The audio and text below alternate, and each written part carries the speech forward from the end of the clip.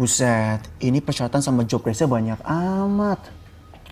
Desain grafis, editing video, fotografi, videografi, content plan. Gila, job desk 4 orang harus dikerjain sendiri. Mending kalau gajinya gede. Gimana pengangguran gak naik? Mending gue main game lah.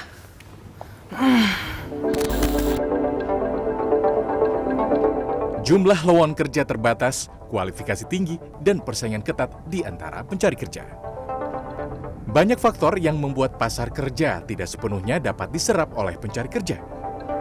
Seperti yang dikeluhkan beberapa anak muda yang sedang membuat surat keterangan catatan kepolisian atau SKCK sebagai salah satu syarat melamar pekerjaan. Zaman sekarang pasti susah ya Pak nyarinya gitu kan, karena kan banyak saingannya juga gitu. Nah terus ketika kita mau nyari kerja itu kan harus butuh pengalaman. Terus habis itu selain pengalaman juga kita butuh skill. Menurut saya sih susah ya, karena terlalu banyak kriterianya. Bukan saya ini lebih dipermudah aja ya dari kriterianya, persyaratannya. Inilah dinamika dunia kerja. Data Badan Pusat Statistik BPS menyebut tingkat pengangguran terbuka pada Agustus 2022 naik ke 20.000 orang atau menjadi 8,42 juta pengangguran. Tingginya kualifikasi posisi yang tertuang dalam sebuah lowongan pekerjaan mencerminkan skala perusahaan dan struktur organisasinya. Menurut Feby Jonathan, Human Capital Business Partner PT JACCS MPM Finance Indonesia, hal itu legal dilakukan, asalkan pada akhirnya tidak menyalahi aturan ketenaga kerjaan. Saat ini ya, generasi yang ada dan dengan problematika yang sama ya, yang mereka juga cenderung tidak loyal ke perusahaan, ya kan, cenderung berpindah-pindah. Nah, jadi kita juga di perusahaan juga ada namanya retention program. Jadi retention program ini adalah cara kita untuk bagaimana caranya agar mereka juga betah di perusahaan kita.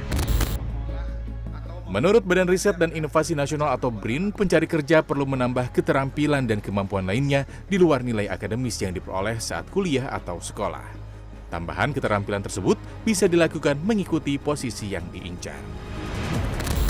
Sehingga ketika melamar, kemudian lihat perinciannya ABC-nya seperti apa, syarat-syaratnya apa, hak dan kewajibannya seperti apa. Ini akan lebih menambah pengetahuan dan hak dan kewajibannya itu seperti apa, sehingga akan minimalisir yang namanya permasalahan-permasalahan hubungan industrial.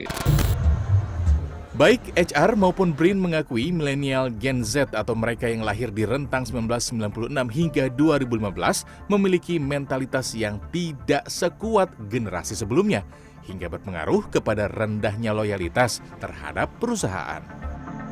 Untuk itu menjaga loyalitas karyawannya, perusahaan perlu beradaptasi.